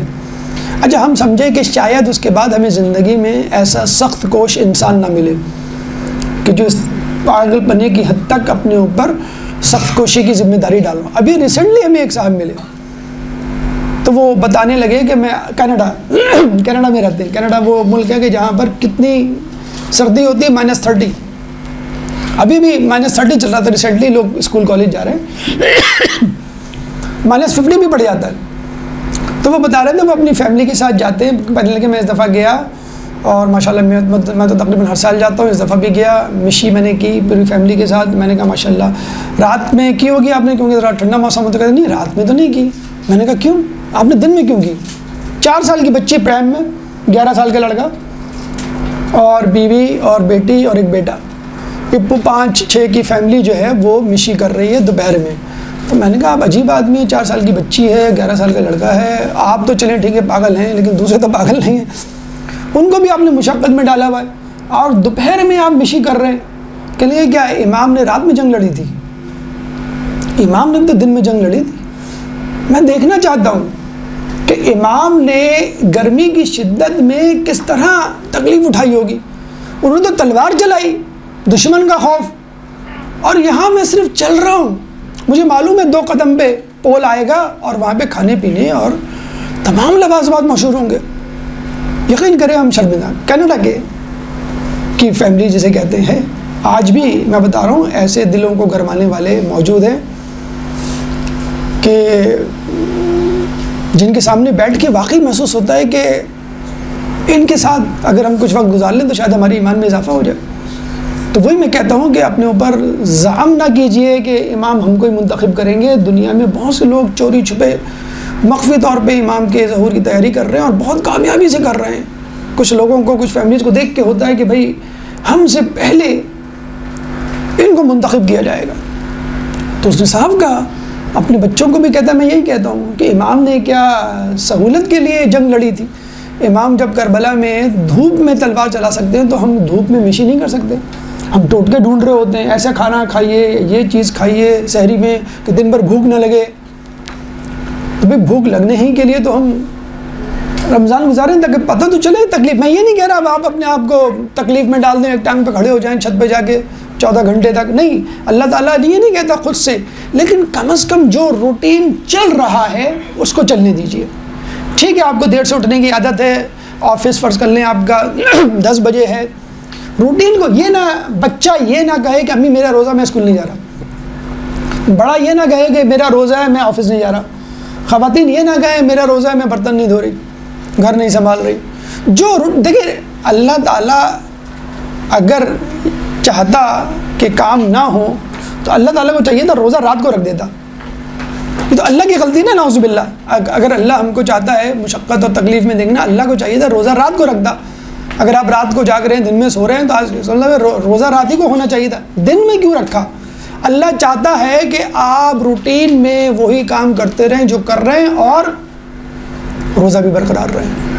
تو سستی کاہلی کو اپنے اوپر سوار نہ کیجیے, سست نہ بنیے. اور بھوک میں جس طرح آدمی, اللہ نے موسیٰ علیہ السلام کو وحی کی, اللہ اے موسیٰ میں نے علم کو بھوک میں چھپا رکھا ہے, لوگ اس کو بسیار خوری میں تلاش کرتے ہیں. بھوک میں علم ہے, بھوک میں تقویٰ ہے. نمبر 2 غصہ.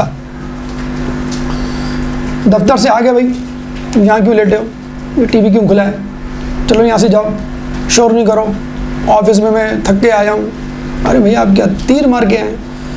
پھر جو بیگم ہے وہ اپنا غصہ بیگم پہ ٹرانسفر کیا, اور بیگم نے اپنا غصہ بچوں پہ ٹرانسفر کیا. صبح سے میں جو ہوں آگ میں جل رہی ہوں, برتن صاف کر رہی ہوں, جھاڑو پوچھا گھر کا کام, اور تم لوگ کو جو ہے وہ گھر گندا کرنے سے فرصت دیں. بچے آگے ایسا جسے کہتے ہیں کہ بستر پہ گرتے ہیں جیسے پکا ہوا پھل گرتا ہے نیچے سے اوپر سے, کہ بس اب بہت کھا لیا, بس اب ہمیں نہیں اٹھنا, میں افطار میں اٹھائیے گا. میرے ایک اسٹوڈنٹ تھا, وہ سحری کے بعد سوتا تھا تو مغرب کے بعد اٹھتا تھا. میں نے کہا ماشاءاللہ, ایک ہی ملک ہے, ایک وہ بھی اس کا تعلق بھی سعودیہ سے تھا, اور جو پہلے والے کا اس کا بھی تعلق سعودیہ سے. تو اللہ کی شان, کہتا میری پوری کوشش ہوتی ہے مغرب سے پہلے اٹھ جاؤں تاکہ قصہ پڑھ لوں اور پھر اول وقت مغرب پڑھوں, لیکن بس کیا کروں, بعض اوقات جو ہے وہ سو اینڈ سو سانسیں تسبیح اور سونا عبادت.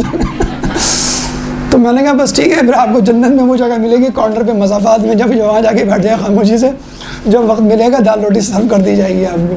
خیر ایسا نہیں ہوگا. پھر بھی دیکھیں یہ تو ایک دریا ہے نا, دریا سے آپ 2 گھونٹ پانی لے لیں, پورا برتن بھر لیں, یا کیمپ لگا کے وہاں بیٹھ جائیں, غسل کر لیں, غسل توبہ کر لیں. تو غصہ کہ جس کے بارے میں مولا فرماتے ہیں کہ ایک دورہ ہے جو پاگل پن سے شروع ہوتا ہے, ندامت پہ ختم ہوتا ہے. تو اگر آپ کو غصہ ہی کرنا ہے تو خدا را روزہ نہ رکھیے, غصہ کر لیجئے. اور آپ کو غصہ ہی کرنا ہے, روزہ رکھنا ہے تو غصہ نہ کیجئے. نمبر 3 گناہ. مولا نے جب رسول اللہ سے پوچھا کہ میں رمضان کو پاؤں تو کیا کروں, مولا معصوم امام المتقین رسول کیا نصیحت کر رہے ہیں, حرام سے اجتناب. مولا کو نصیحت, ایک معصوم دوسرے معصوم کو نصیحت.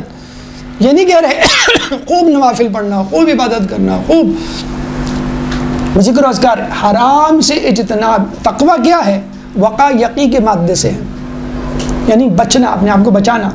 تو حرام سے اجتناب کرنا ہے. ہمارے اگر آنکھوں کے گناہ, کانوں کے گناہ, زبان کے گناہ, ہاتھوں کے گناہ اگر جاری ہو سارے, پھر کیا فائدہ. حدیث میں ہے نا کہ کچھ روزے دار ایسے ہیں جن کو بھوک پیاس کے سوا کچھ نہیں ملتا. کچھ عبادت گزار ایسے ہیں کہ جن کو تھکن کے سوا کچھ نہیں حاصل ہوتا. بڑی خوبصورت حدیث ہے. دل کا روزہ زبان کے روزے سے, اور زبان کا روزہ پیٹ کے روزے سے افضل ہے. دل کا روزہ یعنی دل میں گناہ کا خیال بھی نہ آئے. زبان کا روزہ یعنی اعضاء جوارح گناہ نہ کرے. پیٹ کا روزہ یعنی آپ کھائیں پییں نہیں. یہ ہے وہ روزہ پیٹ کا جس کا تذکرہ توضیح المسائل میں ہے ڈیفینیشن کے طور پہ. فجر سے مغرب تک کچھ نہ کھانا پینا, منیمم ریکوائرمنٹ یہ ہے. اور علماء فرماتے ہیں یہ جو پیٹ کا روزہ ہے یہ عوام کا روزہ ہے, اور جو زبان کا روزہ ہے یعنی گناہوں سے بچنا خواص کا روزہ ہے. اور دل میں گناہ کا خیال نہ آنا مقربین کا روزہ ہے, جو اللہ سے قریب ترین قربتاً اللہ جو ہم کہتے ہیں. ایک شخص نے سید رضی سے کہا کہ پیش امامت اسے کرنی چاہیے کہ جو گناہ نہ کرتا ہو, تو سید رضی مؤلف نہج البلاغہ فرماتے ہیں میرے خیال میں تو پیش امام اس کو ہونا چاہیے جس کے دل میں گناہ کا خیال ہی نہ آئے. یہ لیول علماء اعلام کا ہوا کرتا تھا. یہ لیول ہونا چاہیے آپ کا. یہ نہیں کہ نہیں ابھی تو ٹی وی دیکھنا مناسب نہیں ہے, ڈرامہ جو ہے وہ مناسب نہیں ہے, افطار کے بعد دیکھ لیں گے. افطار کے بعد تو روزہ نہیں ہوتا نا. یہ جو گناہ کا خیال اب لے آئے بس اب مقربین کے درجے سے یہ آپ کے اوپر ہے. اب آپ کس لیول پہ, آپ کو کہا جائے بھائی آپ کو VIP سیٹ چاہیے, بجٹ کلاس چاہیے یا اکانومیکل کلاس چاہیے, تو آپ تینوں آپ لے سکتے ہیں. تو آپ تو کہیں گے نا VIP سیٹ چاہیے, تو آپ رمضان میں VIP سیٹ لیجئے نا, مقربین والی سیٹ لیجئے. غصہ, سستی, گناہ, لہو و لعب. اچھا شیطان بہکاتے, شیطان پھر بیچ میں آ گیا, شیطان تو ہو گئی نہیں, تو آپ خود اپنے آپ کو بہکاتے ہیں شیطان بن کر. کرے میں کو لہو وہ گناہ تو نہیں کر رہا, میں تو کاؤنٹر اسٹرائک کھیل رہا ہوں, میں تو کلیش آف کلین کھیل رہا ہوں, میں تو ویڈیو گیمز کھیل رہا ہوں, میں تو بلو ویل کھیل رہا ہوں, میں تو فٹ بال کھیل رہا ہوں وغیرہ وغیرہ. یہ لہو و لعب ہی تو ہے. فیس بک, انٹرنیٹ, واٹس ایپ کم از کم رمضان میں کم کیجئے. اس کی جگہ جو کرنے کے کام ہے, جیسے موسیٰ علیہ السلام, عیسیٰ علیہ السلام کے دور میں ایک لڑکا ان کے ساتھ سفر پہ گیا, ایک جگہ رکے, وہ عبادت میں مصروف ہو گئے. وہ لڑکا پتہ نہیں کیا کر رہا تھا, کچھ ڈھونڈ رہا تھا. انہوں نے کہا کیا ڈھونڈ رہا ہوں؟ میں تو ایسی ہڈیاں جمع کر رہا ہوں کسی جانور کی. تو عیسیٰ علیہ السلام نے کہا بھائی عبادت کر لو, ذکر کر لو, کوئی کام کر لو, یہ کیا تم فالتو کام کرنے بیٹھ گئے؟ کہ نہیں مجھے مزہ آ رہا ہے, جانور کی ہڈیاں میں جمع کر رہا ہوں. کافی دیر گزر گئی, اس نے بہت ساری ہڈیاں جمع کر لی. عیسیٰ علیہ السلام نے کہا کیا تم فضول کام میں لگ گئے, تم عبادت کر لیتے؟ کہیں گے نہیں آپ کو معلوم نہیں ہے, مجھے لگ رہا ہے یہ کسی جانور کی ہڈی جو یہاں مر گیا تھا. آپ بتا سکتے ہیں کس کی ہے؟ اسلام کا شعر کی ہے. عیسیٰ علیہ السلام نے کہا آپ اس کو زندہ کر سکتے ہیں؟ آپ تو قم بإذن اللہ کہتے ہیں زندہ ہو جاتا. کہیں گے دیکھو یہ فضول کام نہ کرو, اللہ کی عبادت کرو, اور ان کاموں میں اپنا, اس زمانے میں واٹس ایپ فیس بک تو تھا نہیں, ورنہ وہ لڑکا اسی سے کھیل رہا ہوتا ہماری طرح. انہوں نے کہا آپ زندہ کر دیجئے, باقی کام چھوڑیے. انہوں نے قم بإذن اللہ کہا, شیر زندہ ہو گیا اور زندہ ہو کے ہڑپ کر کے اس کو کھا گیا. تو یہ لہو و لعب الٹیمیٹلی آج کل فیس بک میں ٹرینڈ چلا ہوا ہے. فیس بک کی کلپ آپ کو بھیجے, اس کلپ کے نیچے فواہشات کی ایک لمبی لسٹ ہوتی ہے, ویڈیوز ہوتی ہیں, تو لے کے آپ کو یہ وہیں جائیں گے. تو خدا را کچھ عرصے کے لیے ان چیزوں کو بند کیجیے, ان چیزوں کو ریپلیس کیجیے ذکر و اذکار سے. ذکر و اذکار تو ایسا ہے نا کہ آپ تکیے پہ ٹیک لگا کے کر سکتے ہیں. ذکر و اذکار تو ایسا ہے کہ آپ بس میں, اسکوٹر پہ, گاڑی میں, آفس میں, تسبیح نہ بھی ہو, آپ ذکر پڑھتے رہیے. اللہم صلی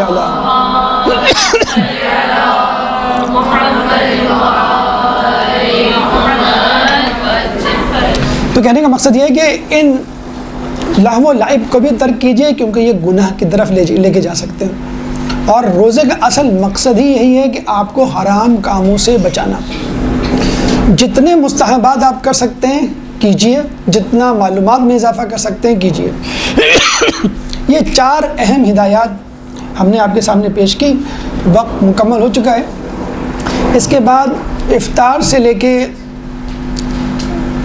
سحری, افطار کے وقت کی ہدایات نمبر 5, نمبر 6 افطار کے بعد سے لے کر سحری تک کی ہدایات, نمبر 7 عادتوں کو کنٹرول, اور نمبر 8 ماہ رمضان کے بعد ایک اہم ہدایت کہ کس طرح اس کا تسلسل جاری رہے. انشاءاللہ اللہ نے اگر توفیق دی, وقت رہا تو بقیہ آدھا حصہ ہم انشاءاللہ اگلے درس میں مکمل کریں گے. اللہ تعالیٰ سے دعا ہے کہ اس دفعہ ماہ رمضان مکمل طور پہ ایک نئے انداز سے جس طرح اس کا حق ہے گزارنے کی توفیق عطا فرما, تقوی کی منزل پر پہنچنے کی توفیق عطا فرما, اور اعلیٰ ترین روزے داروں کے مقام تک پہنچنے کی توفیق عطا فرما. جو پریشان حال ہیں ان کی پریشانی کو دور فرما, جو بے روزگار ہیں ان کو رزق حلال عطا فرما, جو رزق حلال کما رہے ہیں ان کو ان کے رزق میں برکت عطا فرما, جو مقروض ہیں ان کے قرضوں کو عطا فرما, جو زندان میں ان کو رہائی عطا فرما, جو سفر میں ہیں ان کو منزل تک پہنچا, گمشدہ ہیں ان کو ان کے پیاروں سے ملا. مسلمان دنیا میں جہاں جہاں آباد ہیں ان سے ظلم و ستم کو دور فرما, امام کے ظہور میں تعجیل فرما اور ہمیں ان کے انصار و اعوان میں شامل فرما۔ ربنا تقبل منا انک انت السمیع العلیم وتب علینا انک انت التواب الرحیم برحمتک یا ارحم الراحمین۔